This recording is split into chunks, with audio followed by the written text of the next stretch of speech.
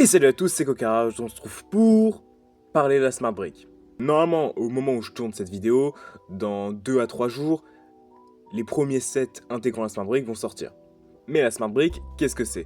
La Smart Brick, selon Lego, c'est leur toute nouvelle révolution qui devrait révolutionner la manière de jouer, la jouabilité et l'interaction avec ces Lego.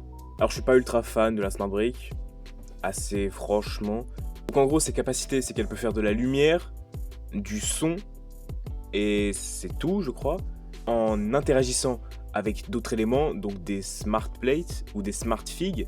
Donc la smart brick va les reconnaître et va faire des bruits ou des couleurs en fonction.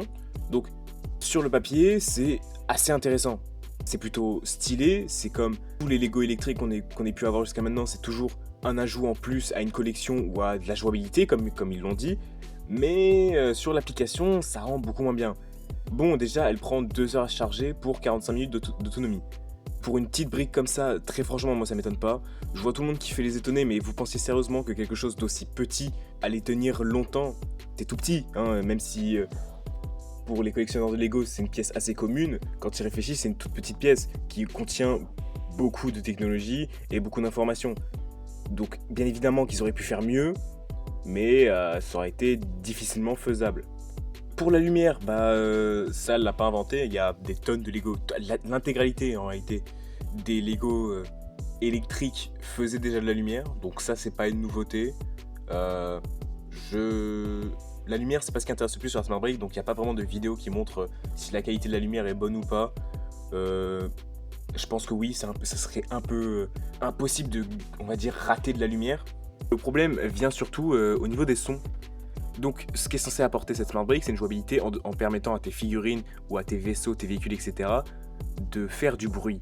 Et donc, te permettre de gagner du temps ou de l'énergie à ne pas savoir les faire toi-même. J'ai vu Brixmorium qui parlait de ça et qui disait que ça a tué la créativité des enfants. Alors, moi, je vais parler de mon expérience personnelle. Les jouets électriques, donc qui font du bruit, etc., ça existe depuis déjà bien longtemps. Donc, déjà, ça, c'est pas une nouveauté. Les jeux vidéo existent aussi, donc encore une fois, ça veut pas dire grand chose.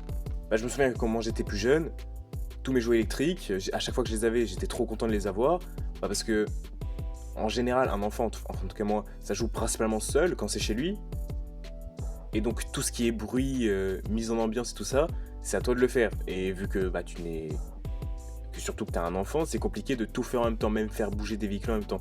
Donc dès que t'avais quelque chose d'électrique qui fasse soit du bruit, soit du mouvement, soit les deux, ce qui est encore mieux, au début c'est super cool. Parce que du coup ça te permet d'avoir moins de choses à faire, d'avoir moins de choses à gérer et de quand même pouvoir faire de grandes histoires avec tes jouets. Mais au final ça arrivait toujours à la même chose, c'est que les 3 premiers mois on l'utilise, sauf qu'on commence à l'utiliser de moins en moins.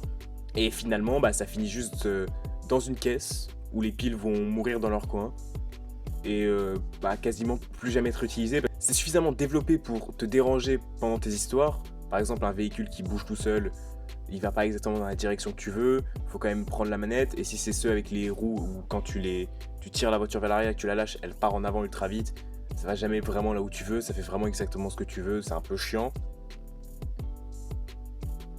Si c'est un train, il va juste tourner en boucle et faire un maximum de bruit. Il pourra jamais aller à la vitesse de tes histoires sans que ce soit un peu chiant. Parce que vu qu'il avance, si tu veux faire des histoires dessus, il faut que tu avances aussi. Et en fait, c'est que ça a toujours l'air ultra intéressant, mais au final, quand tu les as, tu te rends compte que ça t'aide pas. Ça t'aide pas du tout, ça te rajoute plein de problèmes qui font qu'au final, tu les utilises plus. Mais à chaque fois, tu recommences parce qu'à chaque fois, tu te dis, ça serait bien que je n'ai plus besoin de faire ça. Et Smart Brick, ça va être la même chose.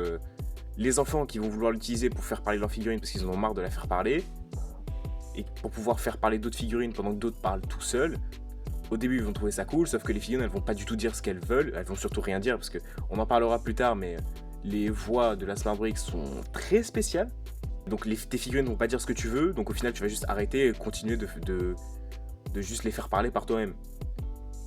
Donc je pense vraiment pas que ça va détruire la créativité des enfants, ça va pas la changer du tout, ça va juste être une phase pour beaucoup d'enfants qui vont acheter du Lego.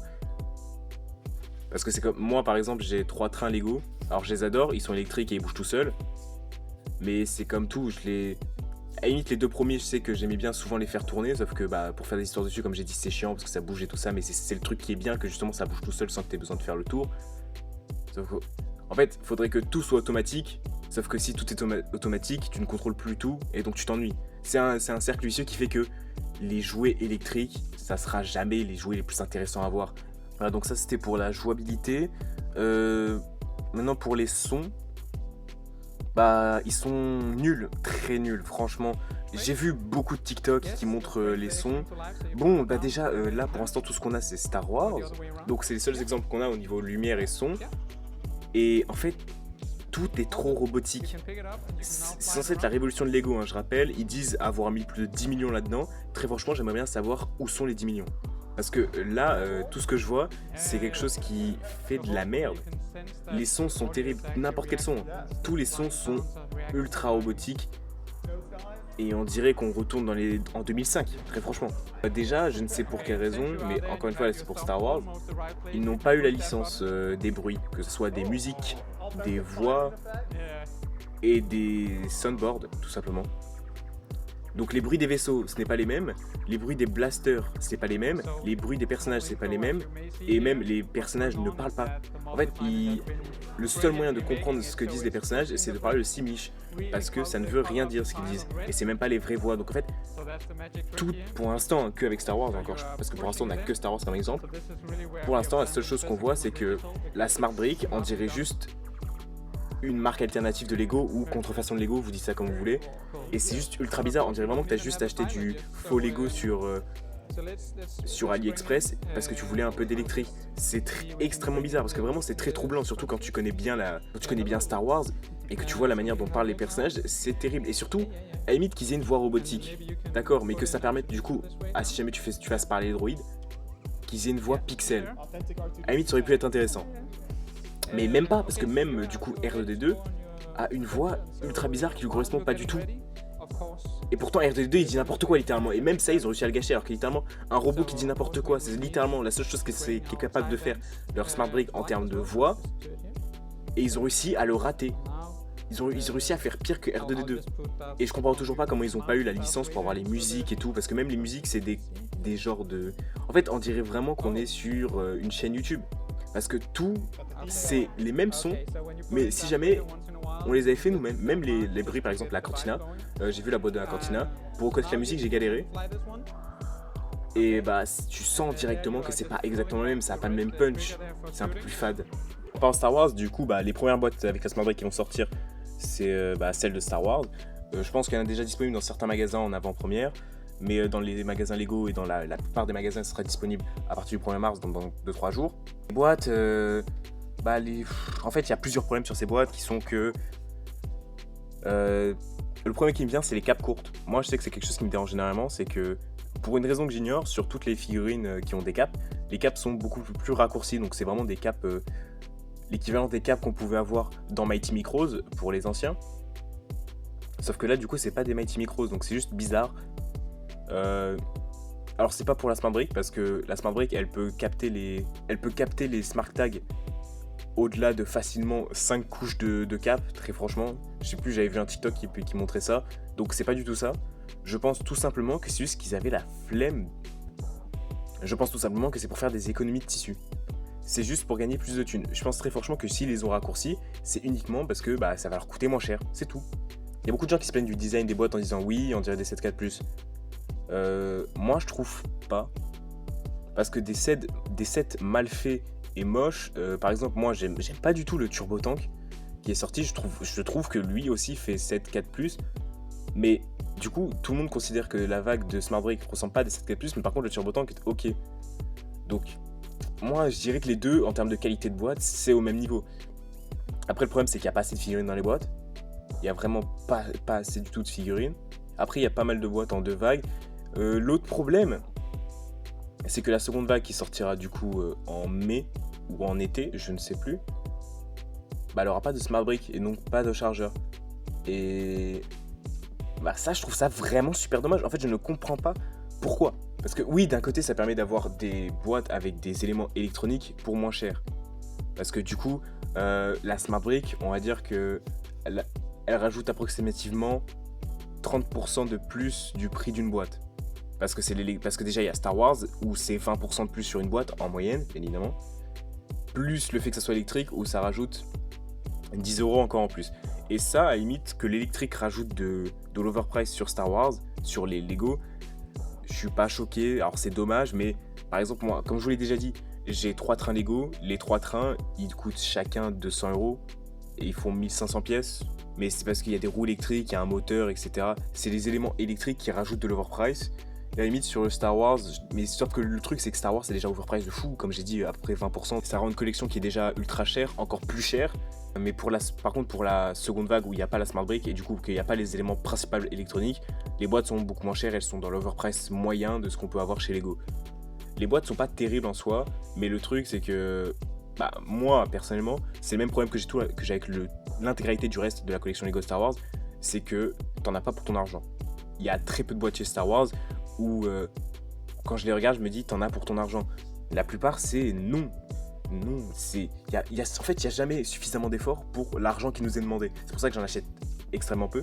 L'autre problème, c'est le prix, comme j'ai dit, avec l'overprice, tout ça, mais au-delà de ça, quand la boîte, c'est censé être visé vers les enfants, on est d'accord? Mais quel enfant, très franchement, a l'argent pour ça? Je m'explique. Quand ta collection, la boîte la moins chère, elle coûte 40 €, c'est pas pour les enfants. Enfin, peut-être on n'a pas eu la même enfance, mais moi dans mon enfance, une boîte à 40 € c'est exceptionnel. C'est si t'as une super bonne note, si t'as juste de la chance, parce qu'en général, les boîtes que tu vas avoir, c'est 20 € grand maximum, on va dire tous les mois, tous les 2 mois, etc. Ou des boîtes à 10 €. Là, quand la moins chère, elle coûte 40 €, qu'elle a même pas les éléments essentiels à la fonctionnalité de tout le reste, donc des Smart Fig et des Smart Tag, quelle utilité? En fait, et aussi, c'est pas clair du tout. Enfin, si sur les boîtes c'est écrit que tout est inclus dans les boîtes Smart Brick, quand il y a Smart Brick et le chargeur, etc. Et sur la seconde vague, il n'y a pas écrit ça. Sauf que, en fait, Lego c'est littéralement une entreprise de jouets. Donc littéralement leur seul taf, c'est de faire en sorte de plaire aux gosses. Mais ce que je veux dire par là, c'est que par exemple le nombre de parents qui vont se tromper, où ils vont aller voir les boîtes Smart Brick comme leur enfant leur a demandé.